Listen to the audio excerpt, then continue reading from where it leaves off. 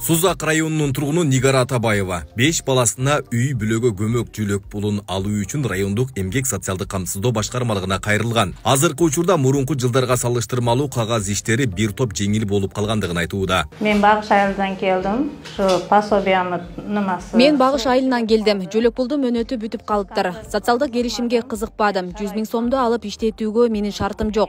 5 балам бар. Жөлөк пул алайын деп кагаздарды тапшырганы келдим. Мурунку жылдарга салыштырмалуу бир топ оңой болуп калды. Балдардын эле күбөлүктөрүн тапшырып коебуз. Ошону менен эч кандай документ сурашпайт. Ксерокопия кылып акып беребиз. Бурундан көрө асара болуп калды. Кыргызстанда 2024-жылдын 1-майына карата үй бүлөгө көмөк жүлөк пулун алгандардын саны 278,8 миң баланы түзөт. Былтыркы жылга салыштырмалуу 44 миң балага азайган. Сузак райондук эмгек социалдык камсыздоо жана миграция башкармалыгы жүлөк пул алуучулардын азайышын, айлык маяна жогорулап, социалдык келишимдердин ийгиликтүү ишке ашып жатканы менен байланыштырат. Жыл сайын ушул социалдык келишимдин алкагында көпчүлүк элдер жакырчылыктан чыгып атат.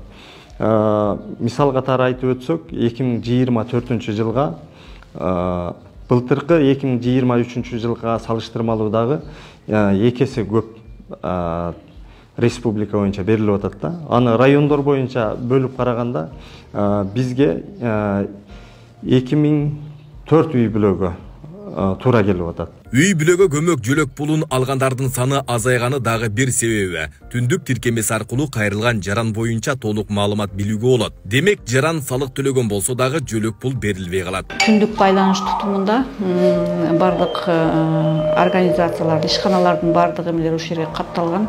Бул жерде анын санарип аймак программасы да иштелип чыккан. Бизде санарип аймак программа. Мурда справкалар топтоп келди айчылыкта.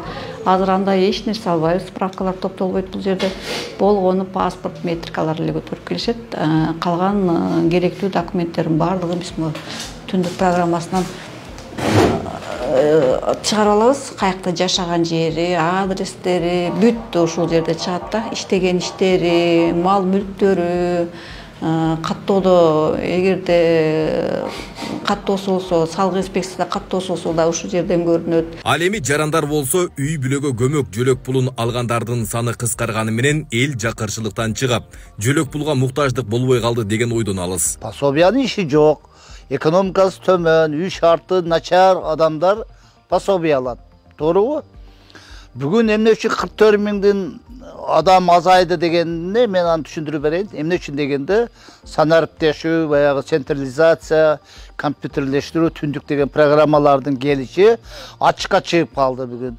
Ошон үчүн баягы ачыкка чыккандан кийин көбү баягы налог төлөп атат да. Ошонун эсебинен кыскартылышы мүмкүн. Сузак району боюнча 28 миңге жакын балага жүлөк пул берилип келет. Социалдык келишимдин негизинде 2022-жылы район боюнча 50 үй бүлөгө 100 000 сомдон, 2023-жылы 805 үй бүлөгө 100 000 сомдон берилген. Ал эми бул жылы 100 000 сомдон 2 000ден ашык үй бүлөгө берүү алдында турат. Мындай кадам аз камсыз болгон үй бүлөлөрдүн ишкерлик кылууга жол ачып, жакырчылыктан чыгаруу максатталган. Айбек Исабеков, Аскар Мамат Исаков, Регион.